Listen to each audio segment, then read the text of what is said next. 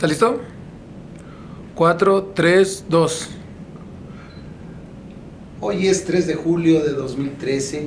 El Instituto Mexicano de Ingenieros Químicos está muy halagado por el día de hoy platicar y conocer a detalle, el mayor detalle posible, la vida y el desarrollo profesional de lo que yo podría considerar un ícono de la ingeniería química en México, uno de sus fundadores, diría yo, una de las gentes que ha dado una cultura, un sentido a la profesión, el ingeniero Jaime Lomelín Guillén, que nos recibe en sus oficinas y a quien tenemos mucho gusto en saludar. Jaime, te agradecemos a nombre del Instituto Mexicano de Ingenieros Químicos el que nos recibas y que estés con esa gran disposición de abrir tu pensamiento, abrir tu corazón para las generaciones que están ansiosas de oír. Oye, en primer lugar, pues es un honor para mí que el presidente del Instituto de Ingenieros Químicos me venga a visitar y aparte pues me une una gran amistad contigo, que desde hace muchos años hemos participado en actividades gremiales y sobre todo ahorita creo que es muy importante que una persona como tú dirijas esta asociación. Creo que es importante que yo les platique un poco de cuál fue mi motivación para entrar a la carrera de ingeniero químico. Yo vengo de una familia de industriales, mi papá era industrial de la industria de la harina y siempre en las conversaciones siempre se hablaba en la mesa de la industria y entonces pues eso a mí me causaba interés y me llevó a... Yo era un asiduo visitante de un museo que existía de tecnología muy modesto en Chapultepec, donde está el Museo de Arte Moderno actualmente, estaba ese museo de tecnología y a mí me gustaba mucho y también me gustaba mucho leer la enciclopedia de aquel entonces, que traía libros sobre industria y fue lo que me fue motivando a irme hacia el área técnica. Después pues, estudié primaria, secundaria y preparatoria en la misma escuela, en el Colegio México, y digamos los maestros ponían mucho énfasis en tres aspectos que yo creo que todavía siguen siendo importantes para la educación de la gente, ¿no? Que es en matemáticas, era de las clases que teníamos diario, la parte de lenguaje, o en aquel entonces le llamaban español, y ciencias, o sea, español y matemáticas era diario, y ciencias teníamos una vez cada tercer día, pero ellos le ponían mucho énfasis en estas tres áreas, y yo creo que todavía hasta la fecha, creo que para México estos tres aspectos son muy importantes, porque primero una persona que no sabe leer, que no sabe escribir, que no sabe expresar, pues ya va en desventaja. La lectura nos sirve para entender mejor las matemáticas, porque mucho de las matemáticas pues, leemos un problema y si no lo entiendes bien pues te dificulta hacerlo, ¿no? O resolverlo. Y la parte de ciencias pues creo que te da también la oportunidad de conocer la naturaleza y pues la ciencia, pues al final de cuentas es un entendimiento de la naturaleza, ¿no? Y eso fue lo que me llevó y tuve a un maestro de química en tercero de secundaria, pues que nos entusiasmó y entonces un grupo bastante grande en el Colegio México, del Colegio México, pues nos fuimos hacia la parte de ciencias en la preparatoria. En aquel entonces la preparatoria era de 2 años y ¿de qué años estamos hablando? Estamos hablando de que terminé la secundaria en 1948.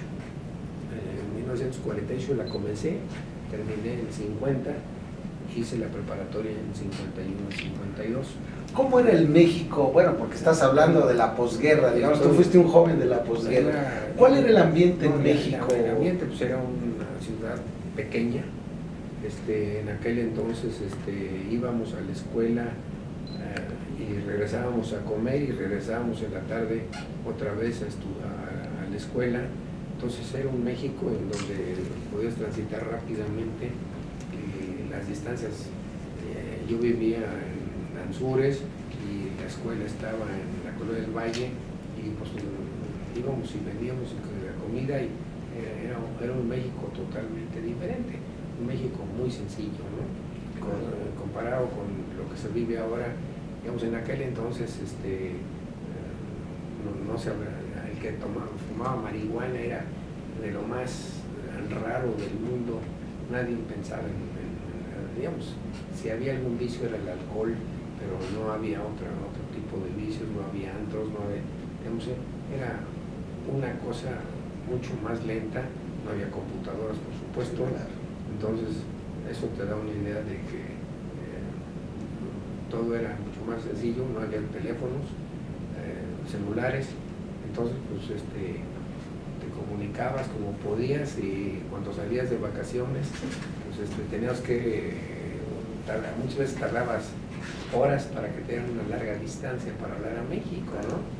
Entonces estamos viendo a un Jaime Lomelín joven, muy influido por su papá como industrial. ¿Él era ingeniero también? No era ingeniero, era contador. Era contador, pero estaba en un ambiente industrial. En un ambiente industrial y muy relacionado con toda la industria, sobre todo la industria del alimento.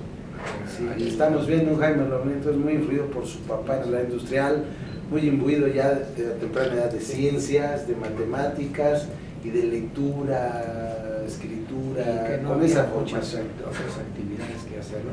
Entonces, digamos, y luego ya cuando llegue el momento del preparatorio tenemos que decidir, ya desde primero del preparatorio ya decidías a qué rama te ibas a dedicar, ¿no? O sea, si ibas para químico, pues había los grupos de químicos, si ibas para ingeniero civil, había grupos de ingenieros civiles y licenciados y médicos, tampoco había muchas alternativas, ¿no? El que quería ir de contador, pues entraba al área de donde estaban también los que iban a abogacía, economistas, pues nunca se pensaba en la carrera de economía, era muy raro que hubiera alguien que se interesara por la economía. Ahora, Jaime, me imagino... muy simples, cosas muy básicas, ¿no? Claro. Eran las carreras que había. Entonces, desde ya, de tercero secundaria, el último día ya tenías que estar decidido a dónde vas. Sí, Jaime, agentes como tú, a ti personalmente, los ingenieros químicos los ven pues como los pioneros, como decía yo en un principio, los fundadores, los pioneros, los que empezaron el desarrollo de la industria química. Porque en ese tiempo la industria estaba poco desarrollada. Entonces, ¿tú cómo te la imaginabas? ¿Por qué tendiste a la ingeniería química? ¿Cómo se llama? Veías la química como algo de modificar las moléculas, de cambio de la materia, pero realmente no había un entendimiento muy claro de la industria. Entonces, hablábamos de industria y estábamos pensando en lo que existía de industria en aquel entonces, que eran petróleos, azúcar principalmente, no eran las grandes industrias, la industria jabonera, pero fuera de eso no había grandes industrias, ¿no? Ya se comenzaba a hablar de los plásticos, pero en una forma muy limitada, ¿no? ¿Y tu paso por la Escuela Nacional? De ahí, una parte muy importante era cuando terminabas la preparatoria, tu decisión es a dónde vas, a qué universidad vas. Entonces no había muchas alternativas en aquel entonces. Si ibas al Politécnico tenías que haber estudiado la vocacional en el Politécnico, o sea, para nosotros que habíamos estudiado en el sistema de la universidad, porque las escuelas de las preparatorias estaban incorporadas a la universidad, ni siquiera la Secretaría de Educación Pública, eran parte ya de la universidad. El escudo de las preparatorias eran un escudo de la universidad. Entonces la selección era o voy a la UNAM o voy a la Berzelius. Pero la Berzelius era una escuela muy chiquita que fue después la semilla de la Ibero, pero no era una escuela muy conocida y realmente de mi generación irían 1 o 2 a la Ibero, todos los demás nos fuimos a la UNAM, ¿no? Creo que fue una gran decisión de todos nosotros, porque pues yo siento que las escuelas públicas pues es realmente la forma de subir, ¿no? Digamos, la movilidad social se da en las escuelas públicas, universidades públicas, y aparte no había universidades privadas. O te ibas a Monterrey, pero pues Monterrey te costaba una fortuna, ¿no? Y ya comenzaba en Monterrey cuando yo estudié. Entre líneas veo que eres un convencido de la educación pública. Totalmente. Aún actualmente, ya con esa visión que tienes, Yo creo que con esos cambios que ha habido. Mira, yo siento que en México, no sé en otras partes del mundo, la universidad pública, la UNAM y el Politécnico tienen las mejores escuelas de ingeniería química. ¿Por qué? Porque tienen dos cosas muy importantes. Tienen un presupuesto muy bueno, pueden pagar muy buenos sueldos, y entonces tienen maestros de tiempo y laboratorios de tiempo completo. La escuela privada no tiene los recursos que tiene la universidad pública, definitivamente, ¿no? Y tú ves cuántos maestros de tiempo completo tiene la UNAM y cuántos maestros de tiempo completo tiene el Politécnico, y lo comparas con los que tiene la Ibero o el Tecnológico de Monterrey, es del cielo a la tierra. No, ya que estás tocando ese tema. Y aparte de que, ¿cómo se llama? De que no solo el número de maestros de tiempo completo, sino su capacitación, que es otra cosa que yo quisiera mencionar, que cuando yo estudié no existían maestros de tiempo completo. Todos los maestros eran maestros de asignatura que daban clases por gusto. Entonces todos ellos o trabajaban en una empresa o trabajaban en el gobierno o tenían su propia empresa, pero lo que nos enseñaron mucho fue su criterio químico, su conocimiento de la realidad de la industria. Entonces, ¿a ti te parece muy aceptable ese modelo del profesor que ejerce profesionalmente y va a entregar esa experiencia y a que los lleva jóvenes? esa experiencia, y aparte que tiene la vocación, porque no todos, un maestro que trabaja 8 horas y luego se echa 3 o 4 horas en la clase, pues realmente tiene una vocación, tiene interés de enseñar y tiene interés de aprender, porque no puede recitar como un perico la clase, sino que tiene que estar cambiando. Claro. Entonces eso fue lo que vivimos nosotros, digamos, desde 1953 que entré yo a la universidad hasta 57 que terminé. No me acuerdo de haber tenido un maestro de tiempo completo, excepto había unos maestros que se dedicaban a la docencia como vocación, pero daban clases en la UNAM, daban clases en el Politécnico, daban clases en el Colegio Militar. Entonces, y otros daban clases en ingeniería. Entonces teníamos maestros, sí había, pero eran excepción, los maestros de tiempo completo que se dedicaban a dar clases. Pero los grandes maestros eran industriales o empleados de muy alto nivel de empresas químicas. Cuando terminé yo la carrera, ya comenzaba a hablarse mucho de la petroquímica y se comenzaba a hablar del crecimiento de la industria química. En esas épocas era cuando nació la ANIC, la Asociación Nacional de Industria Química, nació el Instituto de Ingenieros Químicos, en eso, y yo entré, digamos, yo tengo el número 160 en el registro del Instituto de Ingenieros Químicos, o sea, que soy, pues no soy de los primeros, pero soy de los pioneros, los sí eres pioneros. pionero. Después, ¿cómo entré yo al trabajo? Bueno, antes de esto, digamos, ¿qué maestro dejó en ti una huella importante y por qué? ¿Qué maestros te formaron como ingeniero? ¿Qué maestros te dieron a ti el tono de ingeniero? Mira, tal como eres? Yo creo que como había tantos maestros que trabajaban en empresas, cada uno te daba su impresión, ¿no? Por ejemplo, el maestro Ríos, papá de Ernesto Ríos, En aquel entonces estaba comenzando su empresa, que era el Camex, que fabricaba el sulfato de aluminio. Y pocos años después entraron en la fabricación de anhídrido ftálico. Más o menos cuando andamos en cuarto o en quinto años de la facultad, y muchos de mis compañeros trabajaron en esa época turnos en la empresa de Maestros Ríos. Entonces, el ingeniero, ¿cómo se llama? Jorge Noé Martínez, el famoso Pepín, él ya trabajaba en Monsanto.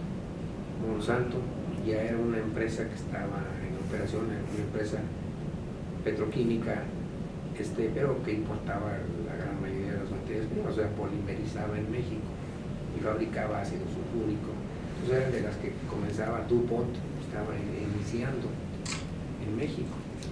Entonces nos tocó el inicio de muchas de estas empresas, y en aquel entonces había una gran participación de las empresas en el Instituto de Geoquímica, digamos, y muchos pues era que nos pagaban. Entonces, ¿cómo entré yo al rol de trabajo? Un día, estando yo en la escuela de química, estaba yo en el quinto año, y un maestro que tengo un gran recuerdo de él, el maestro Urbina, me dio química, o me dio ingeniería química, y un día estaba él en la escalera fumándose su pipa, Su famosa pipa. y yo pasé por ahí. Había sido yo un buen estudiante yo ya no estaba en su curso, y ya estaba en quinto, y entonces pasó y me dijo: oiga, ingeniero, porque era muy respetuoso, ¿sabe usted de alguien que quiera trabajar? Y le dijo: oiga, pues, aquí estoy. Dice: vaya a mi oficina mañana. Entonces fui a su oficina. Entonces él estaba en la Sociedad Mexicana de Crédito Industrial, encargado de Sosa Texcoco, y estaban comenzando en algunos proyectos petroquímicos. Entonces llegué y me dijo: ¿cuándo puede comenzar? Le dije: pues ahorita. Entonces nomás le dije: pues nomás tengo que terminar, usted me estaba dirigiendo la tesis. Déjame que estoy trabajando en mi tesis, usted lo sabe, pero aquí le entramos. Y comencé. Como a los 3 meses me dijo: oiga, estoy muy apenado con usted. ¿Por qué, maestro? Porque no le he dicho cuánto gana. Oiga, pues no se preocupe, y aparte usted nunca faltará. No, pues entonces ya me dio, iba a ganar 1,000 pesos mensuales. Entonces, ¿Era un buen sueldo? ¿Era razonable? ¿no? Entonces estuve con él como 2 años, y en eso obtuve una beca para ir a Estados Unidos, y entonces le fui a decir que ya me iba, y vaya a ver a mi jefe, que él tenía un jefe ahí, vaya a ver. Entonces ya fui a ver al jefe, y me dijo: oiga, ya que le habíamos enseñado, se nos va. Y yo: pues sí, pero pues es una oportunidad que tengo de que me dan una beca y voy a estudiar. Ahora, en ese tiempo no era usual que la gente se fuera a hacer una beca al extranjero, ¿no? Realmente fue también en eso fuiste pionero. Sí, ¿no? sí, fui de los pocos. Y el que vino a sustituirme fue Benito Bucay, en la Sociedad Mexicana de Crédito Industrial. O sea, no era pasar, digamos, él ya era profesionista. Yo me recibí en el 58, y Benito ya era ingeniero, ¿no? Era pasar. Entonces me recibí y me fui. Entonces me fui a Wisconsin. A aprender. Me interesaba ya desde entonces mucho la administración, entonces fui a hacer estudios de administración. Bueno, esa era una pregunta que tenía también en cartera, viendo tu currículum. Te decía, fuiste pionero en Estados Unidos, al extranjero en general, pero además te fuiste al área de administración. Sí. Digamos, también eso a mí me llama la atención, que tuviste esa visión de la capacidad que puede tener un ingeniero químico para ser un gran administrador de para empresas, aprender ¿no? otras cosas, ¿no? No, y para hacer la mentalidad del ingeniero químico, que se adapta mucho a hacer administración, ¿no? Sí. Tú como que tuviste también esa claridad de que por ahí podías que había que, digamos, diversificarte, ¿no? En la parte de administración. Entonces, estuve en Wisconsin, pasé un año completo, y luego un verano que me extendieron la beca. Entonces, mi intención era regresar otro año más a Wisconsin. Regresé a México, pero antes de irme, le dejé encargado a Benito que me comprara un libro de ingeniería química. Entonces, regresé a México y fui a buscar a Benito, a la Sociedad Mexicana de Crédito Industrial, para recoger mi libro, y me encontré con la manera que ya Benito ya no trabajaba ahí. Pues ¿dónde trabaja ahora? Pues trabaja en Monsanto. Pues ahí voy a buscarlo a Monsanto. Ya fui a ver a Benito, siempre hemos sido amigos desde la escuela. Él fue maestro mío del primer curso de ingeniería química. Él era el ayudante de Jorge Noé Martínez. Era un gran, extraordinario maestro, Benito. Lo ha sido hasta la fecha, muy bien. Entonces lo fui a buscar y ya le platiqué lo que estaba haciendo. Y dice, oye, ¿por qué no te quedas ¿por qué no te quedas a chambear? Entonces dije, no hay problema. Yo pensaba irme otro año, pero pues a lo mejor aprendo más contigo que yendo otra vez a la escuela. Y me quedé. De nuevo te digo que no llené solicitud.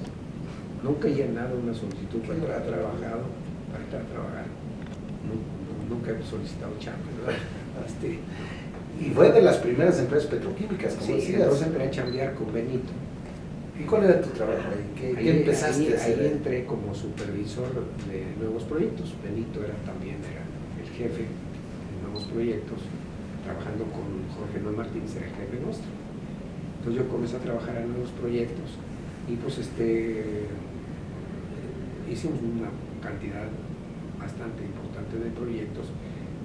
Regresándome un poquito de la Sociedad Mexicana de Crédito Industrial, uno de los proyectos que yo estaba haciendo era una planta de amoníaco que la Sociedad Mexicana de Crédito Industrial quería instalar. Cuando regresé a México, de estar en Wisconsin, encontré que no le habían dado a la Sociedad Mexicana el permiso para fabricar, era una fábrica de amoníaco, no le habían dado el permiso porque ya estaba en la ley petroquímica. Entonces, era ya considerada como petroquímica primaria y le dieron. Entonces yo estuve trabajando bastantes meses durante mi estancia en la Sociedad Mexicana en el proyecto de la parte técnica de la planta de amoníaco, que estaba basado en utilizar combustóleo para generar el hidrógeno. Sí, la planta reformadora. Era una planta de gas. de aquel entonces, que era una patente de Texaco. Y yo estuve trabajando en todos los diagramas de flujo con el maestro Urbina y haciendo ingeniería. Fue tu incursión en la ingeniería de proceso. Arrastrando el lápiz. Arrastrando el lápiz de aquel entonces. Y no solo el lápiz, la regla de cálculo, porque no había computadoras ni había calculadoras, ¿no? Cuando regresé yo de Wisconsin, comenzamos a usar ya eran máquinas, no eran computadoras, eran calculadoras eléctricas, calculadoras eléctricas, porque que usábamos eran de vueltita. Sí. Qué barbaridad, es toda una experiencia. Entonces, entré con Benito y estuve trabajando en el desarrollo de los productos. Luego me metieron a la parte de investigación de mercados dentro de Monsanto. Entonces estuve en proyectos. En aquel entonces una serie de proyectos que tenía intención Monsanto de meterse en la petroquímica, pero era 100% americana la empresa y entonces no le permitieron meterse en petroquímica porque tenía que tener mayoría de capital mexicano. O sea, ya desde entonces se daban restricciones Sí, para el desarrollo privado. Las restricciones en aquel entonces eran más estrictas, ¿no? Entonces, y entonces Monsanto no hizo las inversiones que tenía planeadas. No hizo las. Entonces, yo estuve en Monsanto en proyectos, vimos una cantidad bastante grande de proyectos. Luego, alrededor de 1964 se comenzó a hablar de la Asociación de Libre Comercio y entonces me pidieron a mí que yo fuera a encargarme de eso y sobre todo porque había un proyecto de fabricar fibra acrílica. Entonces Monsanto tenía una marca muy importante, se llamaba Acrylan. Era muy importante en fibra acrílica Monsanto, y entonces me mandaron porque la intención era de que se fabricara el acrílico, la fibra acrílica en México y exportar a Sudamérica. Entonces a mí me tocó ir a hacer todas las negociaciones con los países de Sudamérica y irme enterarme de cómo estaba la situación de la LAL, que era en aquel entonces, ¿no? Sí, y después de eso la corporación me pidió que me hiciera yo cargo de todo Sudamérica en el desarrollo de proyectos. Entonces estuve más de un año viajando a Sudamérica, promoviendo los productos, promoviendo proyectos. ¿Y cuáles fueron los grandes retos que tuviste que enfrentar en esa etapa? Muy interesante. Pues en aquel entonces los grandes retos eran pues, de que los brasileños no querían que México